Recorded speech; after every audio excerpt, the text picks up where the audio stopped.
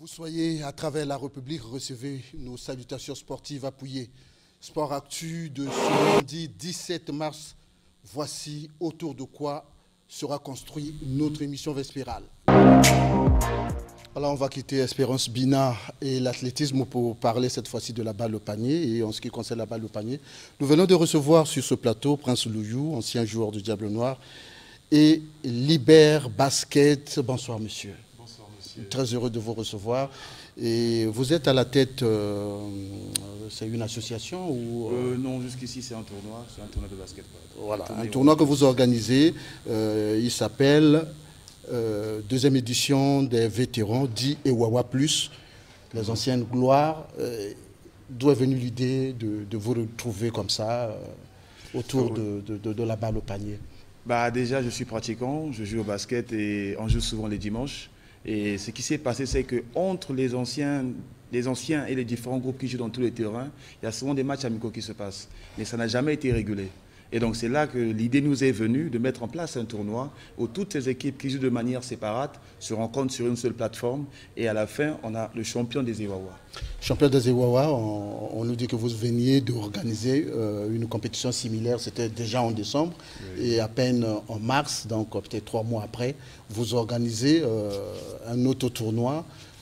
Est-ce que ça ne prête pas confusion avec les compétitions de la Ligue? Enfin, en un mot, ce que je veux dire, qu'est-ce que vous poursuivez en vous retrouvant comme ça autour En fait, s'il faut résumer la réponse, je dirais c'est une réponse concrète à l'engouement.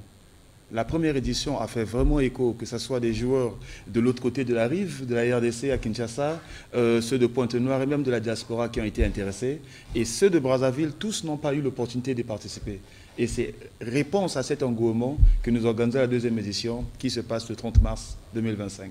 Il y a des matchs de gala, il y a également des journées culturelles. Pourquoi tout ça? Pourquoi en fait, jouer entre la culture et le sport? En fait, Ewawa Plus va au-delà du basketball, ça va au-delà du sport. C'est on appelle ça en fait festival. Donc c'est un festival d'art, de culture qui est mixé avec du sport. Donc ça fait qu'à chaque fois qu'il y a un match, lors des pauses, il y a une prestation artistique, il y a toute une ambiance qui est créée de manière à ce qu'une personne puisse venir suivre un match et vivre une ambiance telle que, je dirais, mémorable. Quelle sera la particularité de cette édition? Bah, cette édition, déjà, on va commencer par au niveau des équipes, c'est 8 équipes. Et il y a une équipe de Pointe-Noire qui est en train de faire le déplacement pour venir participer avec nous. Il y a une autre équipe de Kinshasa, mais on est en train d'en discuter, on est en train de voir au niveau logistique comment est-ce qu'ils vont mettre le tout en place. Et ajouter à ça, c'est une animation qui va du matin au soir avec des DJ qui sont très bien connus dans la ville, DJ Eric, DJ Boogie Black, c'est eux qui vont animer du matin au soir. Et donc ça signifie des matchs très intenses avec une ambiance survoltée, apporté par les DJ et des artistes qui vont prester. En un mot, il n'y aura pas des équipes qui seront primées, c'est juste pour fêter, c'est juste pour se retrouver dans le vivre ensemble, ce n'est que ça. Ah non, non. Non, je vous pose la question. Hein, je suis d'accord avec vous, et je réagis par rapport à votre question. Le premier, il aura un prix. La première édition, le premier avait un prix de 150 000, mais cette fois-ci, nous voulons aller à 3 fois ce prix-là. Et donc, nous sommes en train de regarder avec les différents partenaires et sponsors qui sont en train de s'aligner, et une fois que le montant sera connu, sera annoncé. Mais le premier et le second, ils sont toujours primés. Vous voulez en faire un événement grandeur nature, annuel, chaque année qui sera organisé comme ça? Non, pas chaque année. Notre objectif est de faire de cela un rendez-vous incontournable de Brazzaville, et je dirais du Congo, à l'image des tournois qu'on peut voir un peu partout, et de manière à ce que ça puisse s'aligner comme une attraction culturelle, touristique et sportive.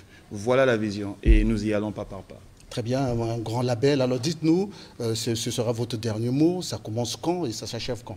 Alors, le tournoi se passe le 30 mars au Square de Gaulle à Libération, donc le terrain qui est non loin de la Milice, non loin du jardin de Rotary. Et je fais un appel à toutes les personnes qui aiment la bonne ambiance, aiment un divertissement sain, de se rendre, de nous rejoindre le 30 mars à Libère.